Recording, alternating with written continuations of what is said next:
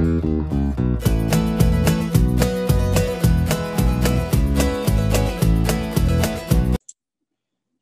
teman-teman, kita bersyukur hari ini kita boleh bersama-sama di dalam acara Ngopi, Ngobrolin Perkara Iman, dan biarlah kita terus bertumbuh di dalam kebenaran firman, di dalam pengajaran yang sehat sesuai dengan firman Tuhan.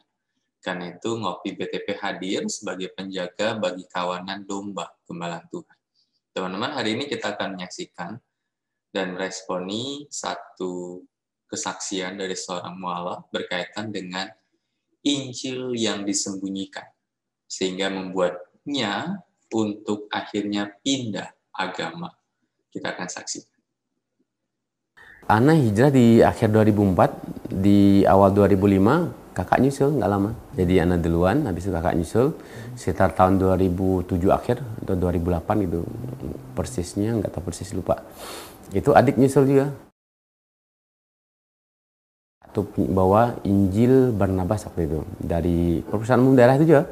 Kalau di orang Kristen kan, kalau di pihak gereja itu nggak boleh dibaca, jadi Injil terlarang. Injil Barnabas karena di situ ada nubuat kenabian Rasulullah, ya, tentang kisah tentang nabi yang akan datang.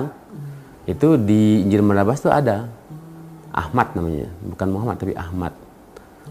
Ya, jadi kejelasan di situ. Mungkin kita tahu kan, oh ya di sini kan. Jadi terusannya dari saat kita belajar Katolik, oh ini Yesus pun mengatakan ya ada Nabi yang akan datang.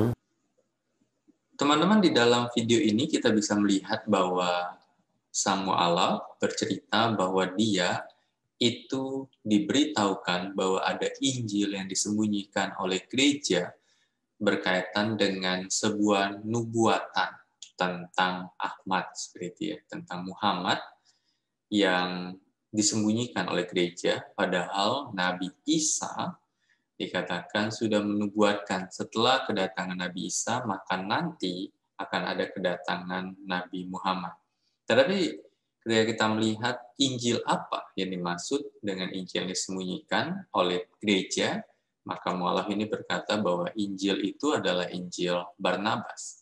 Tetapi kalau kita melihat di dalam Alkitab kita, seperti kalau kita melihat di dalam Alkitab kita, maka Alkitab kita itu mempunyai 4 Injil, yaitu Matius, Markus, Lukas, dan Yohanes. Dan ini disebut sebagai 4 Injil berkaitan dengan kisah-kisah tentang kehidupan Kristus di dalam dunia ini dan tentang pengajarannya. Lalu bagaimana dengan Injil Barnabas? Apakah Injil Barnabas adalah Injil yang memang disembunyikan karena takut, ya gereja takut berkaitan dengan nubuatan tentang Ahmad itu? Teman-teman, saya coba mencari akan data dan saya dapati misalkan bahwa Injil Barnabas adalah sebuah buku yang menggambarkan kehidupan Yesus, yang mengaku Barnabas sebagai murid Yesus, yang dalam hal ini mengaku sebagai salah satu dari ke-12 rasul. Nah, ini menarik. Barnabas mengaku sebagai salah satu dari ke-12 rasul. Kemudian, 2 naskah yang diketahui itu telah ada. Keduanya tertanggal atau dibuat di akhir abad ke-16. Salah satu murid Yesus, tetapi dikatakan dibuat abad 16. Berarti Barnabas umurnya berapa ya? Seperti itu ya. Umurnya berarti sekitar 1.600 tahun. Karena dikatakan dia salah satu murid dari 12 murid. Dan tertanggal tuh surat Barnabas itu abad yang ke-16. Kemudian, dan masing-masing ditulis dalam bahasa Itali dan Spanyol. Meskipun naskah dalam bahasa Spanyol itu sudah hilang, seperti itu ya, teks yang masih ada hanya di dalam transkrip abad ke-18 yang tidak utuh. Jadi abad 16, kemudian yang ke-18 itu tidak utuh. Kemudian berkaitan dengan hal ini, Injil Barnabas juga telah terbukti oleh para akademisi pada umumnya sebagai tulisan palsu. Dan itu disampaikan yang menarik oleh almarhum Dr. Abbas Mahmud Al-Akkad, seorang guru besar terkenal di Universitas Al-Azhar di Kairo, Mesir.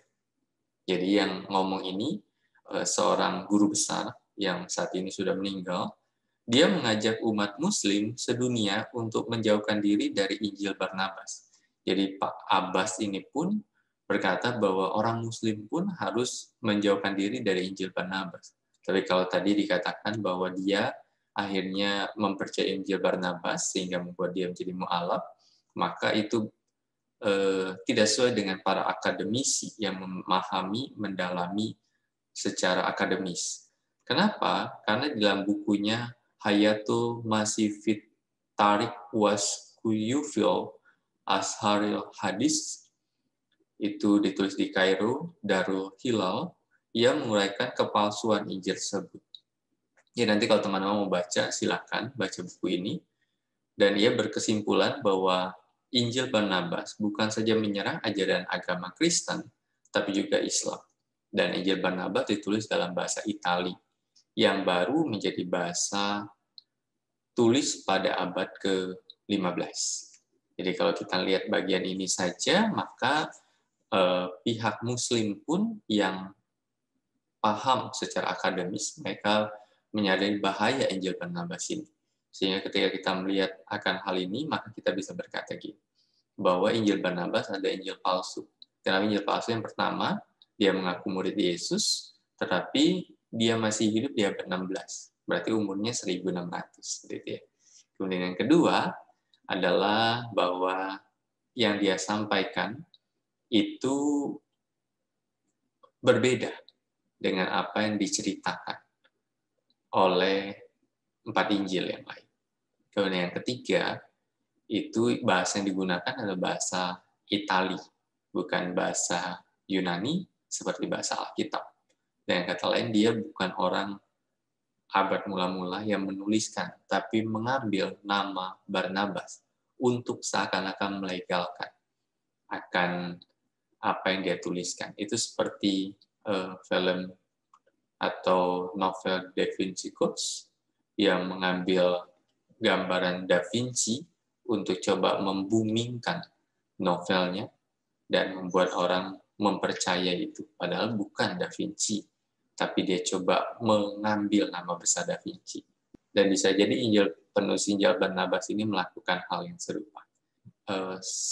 Sebelum saya memberikan 2 ayat untuk setiap kita, maka kita akan lihat akan satu perkataan dari seorang lulusan terbaik Vatikan. Kita akan saksikan. Sebelum diangkat turun, Nabi Isa pesannya di dalam Injil yang aslinya itu, dia berpesan kepada para Hawariyun, pada sahabat, setelah aku akan datang Rasul berikutnya, Ahmad. Kenapa Injil Barnabas nggak mau diterima? Karena Barnabas Muslim.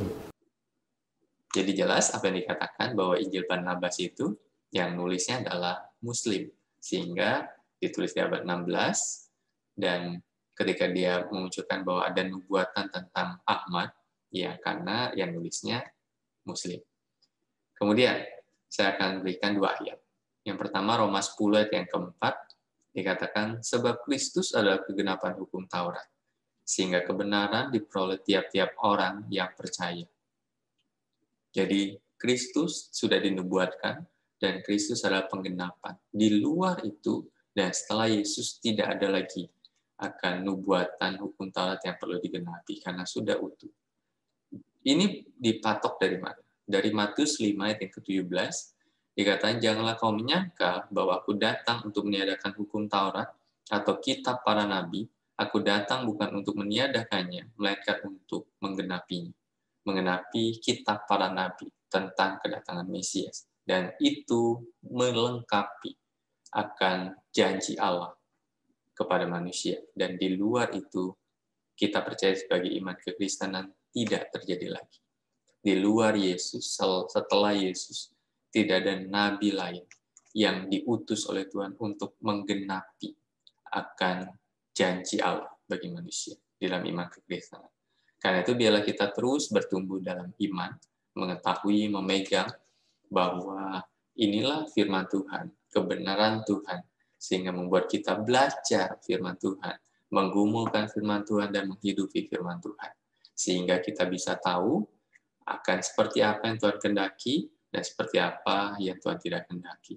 Biarlah kita terus bertumbuh dalam iman kita pada Tuhan, dan terima kasih boleh mendukung channel ini sampai pada saat ini. Maka silakan terus dukung, dan kalau ingin mendukung secara finansial, maka silakan dukung gereja teman-teman sekalian. Tuhan Yesus memberkati kita. Amin. Halo rekan-rekan semua, terima kasih sudah menonton video ini. Jangan lupa untuk subscribe, like, dan share. Tuhan Yesus memberkati.